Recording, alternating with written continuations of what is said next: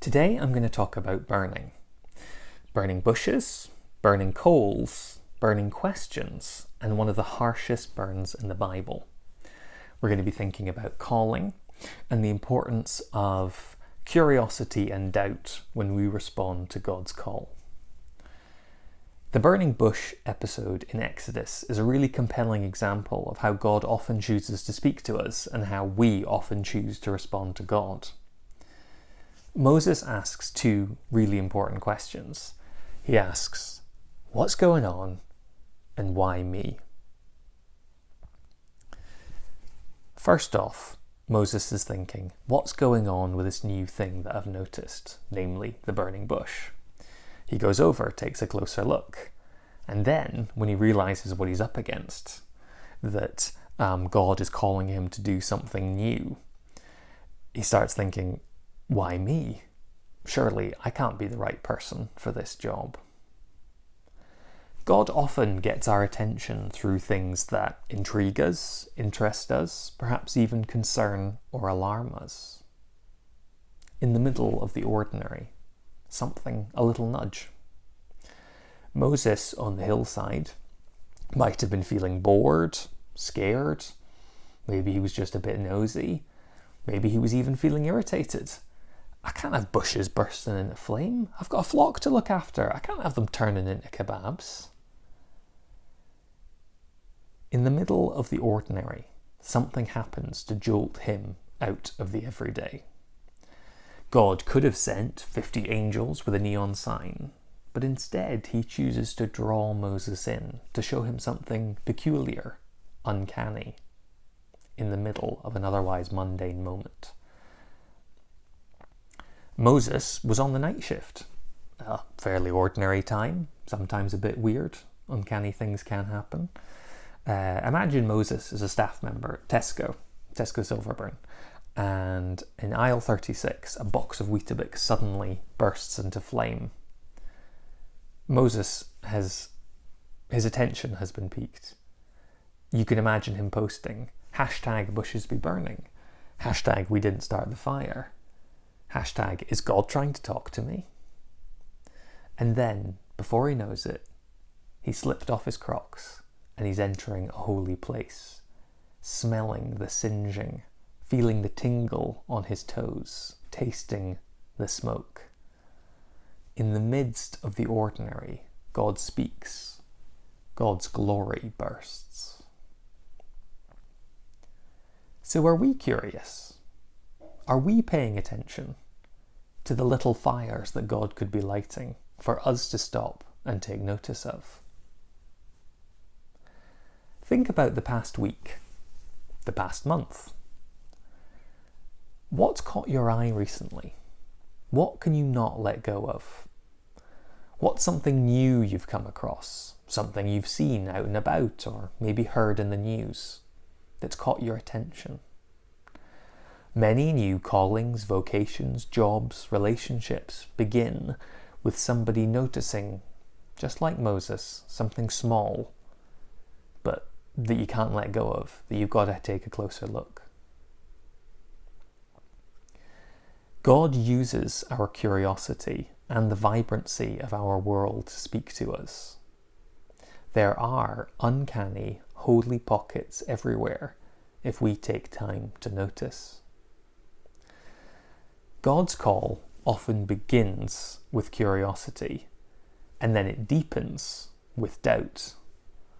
Moses isn't sure if he's up for the task, but his doubt is not a barrier. Doubt is not a bad thing. Doubt is not the opposite of faith, for what's the point in faith if you don't have any doubts? In fact, for Moses, it's in his doubts that he asks more questions, that God's name is revealed. Curiosity and doubt, not certainty and conviction, are what's required of this disciple. You can, after all, be too certain. One of the harshest burns in the Bible is when Jesus says to the bombastic disciple Peter, "Get behind me, Satan." Ooft. Jesus has just been speaking about how he will have to die, and Peter blurts out, "Never, Lord, this shall never happen to you." And you can picture his hands rolling into fists, or him reaching for a knife. Peter is certain, unequivocal. But Jesus is unnerved by Peter's certainty, and perhaps his lack of curiosity.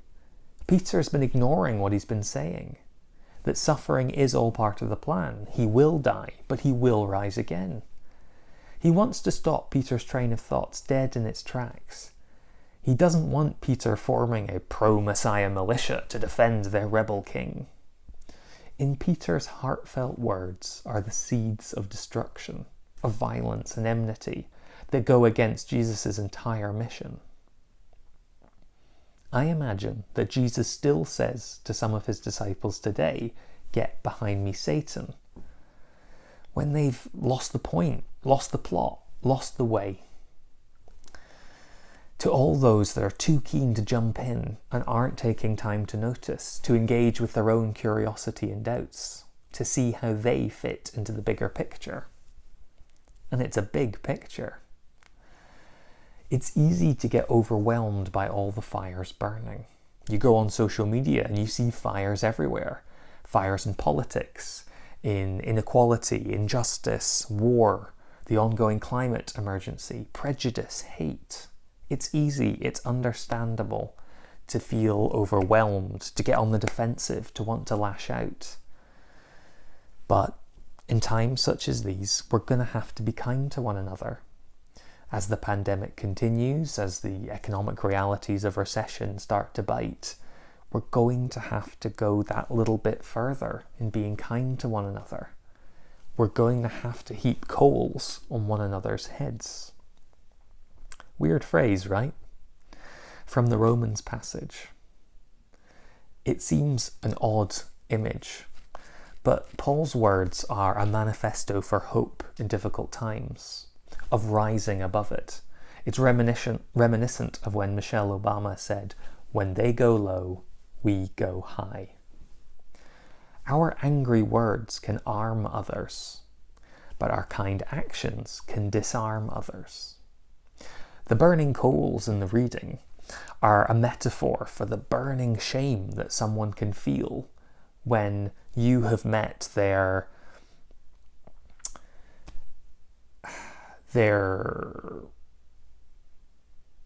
pettiness with your generosity, their cruelty with your sensitivity, their hatred with your love.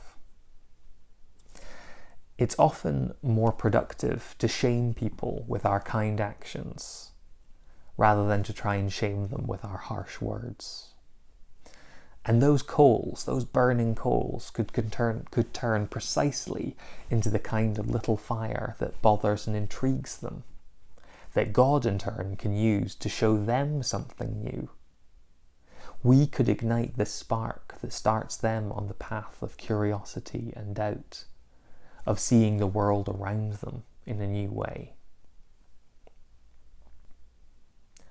So what's happening in your life? What are you noticing? What's intriguing you? What are the little fires burning? What are you being called to notice? What are your questions, your doubts? Bring them to God. Pray about them. Ask, what's going on and what can I do? And remember, tread lightly, for you walk on holy ground.